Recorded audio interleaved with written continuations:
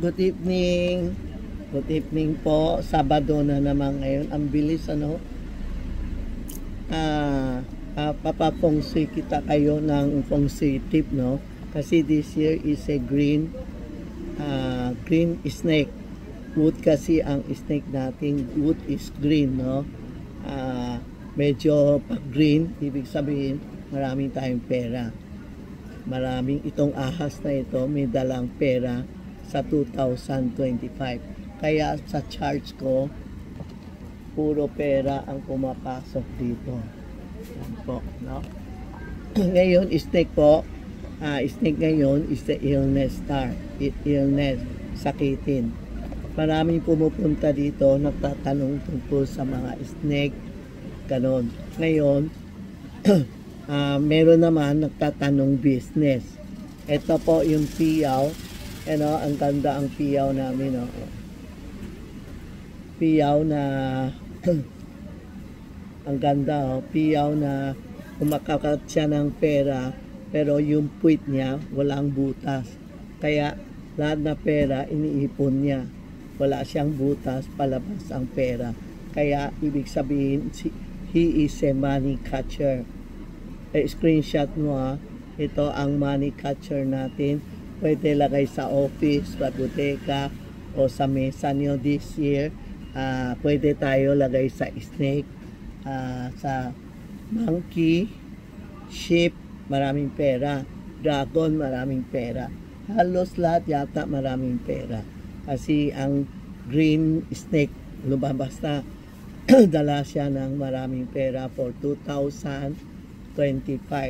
This is, we call it piyaw, money catcher. Screenshot nyo and text Tita Maxi, Charmy Ongpin. Sorry po, boses ko.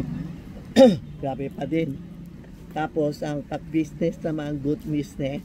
Ito dragon, pinakamalakas ngayon, dragon. Dragon and snake is compatible.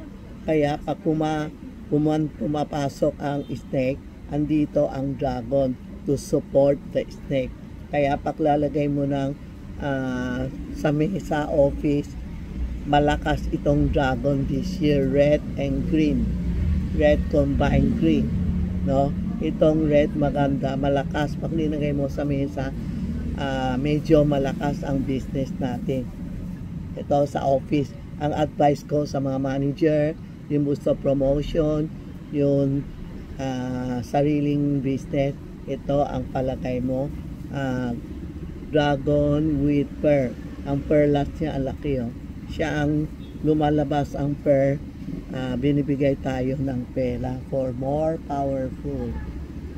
Ito po. Tapos, ang dami kasi problema pag nakita niya ito na masakit na ulo nila. Sobrang dami. Kaya, meron ako maka-advise sa inyo. Dahil pakilang, may advice ako sa inyo. May dumating itong plate, no? Itong plate po, lalagay sa gitna ng bahay nyo. Snake, center ng bahay o center ng office. Meron siyang meron siya itong long life. Kita mo? Long life. Lalagay natin. Ito yun, plate na may parang compass, no?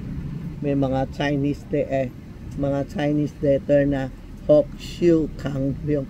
Ibig sabihin, may good luck, long life, good health, and peaceful. Itong 4 letra andito, no? Tapos lalagay natin ang holo with mystic knot sa gitna ng itong patwa. Dito yung mga itong patwa. Lalagay sa gitna ng plate, no? Ito ang holo para hindi kayo makasakit, sickness, mystic knot. Ito yung long life. Lalagay natin dito. Long life, ang yung paa niya, di ba? Ganon, long life. Ang deer, peaceful. Peaceful ang deer. Tapos ito bat, sa Chinese bat, pera pumapasok, good luck pumapasok. Tapos may Turtle long life. Tapos meron ito. Ano tawag ito? Parang bird. May dala siyang snake. Yan, tumatawag ng pera yan. Ito isang set yan. Pag bibili kayo, isang set po. Ang ganda yan. Hindi ko mayun sa inyo eh. Pero may post ako sa Tita Maxi or Charmy Ongpin.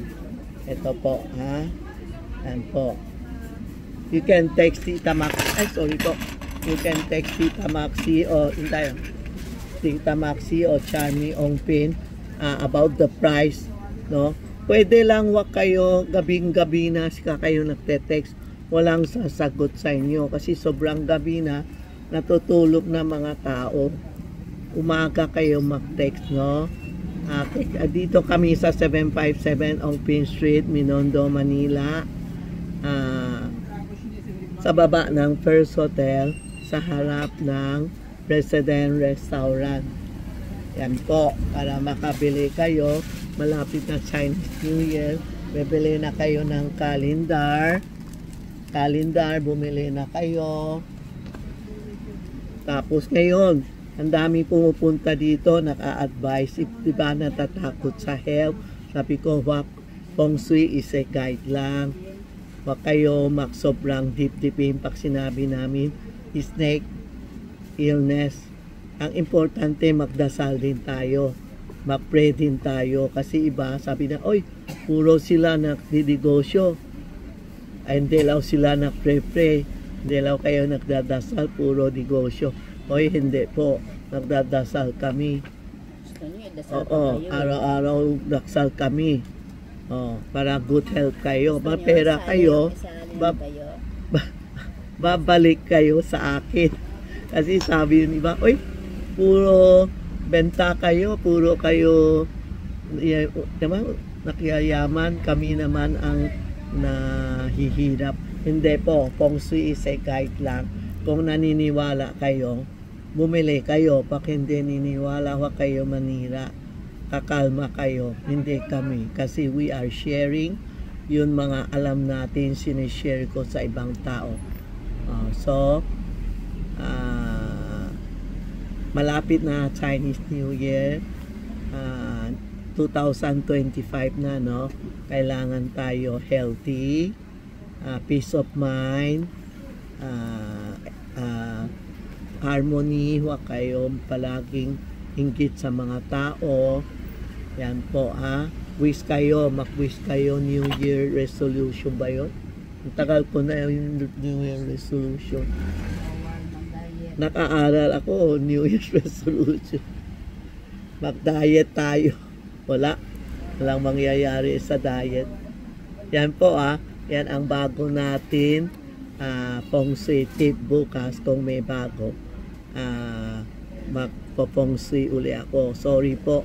Kasi nakaupo ako, sipon, customer upo ng upo, pinapaalis ko, ayaw naman. So, good luck and Happy New Year po.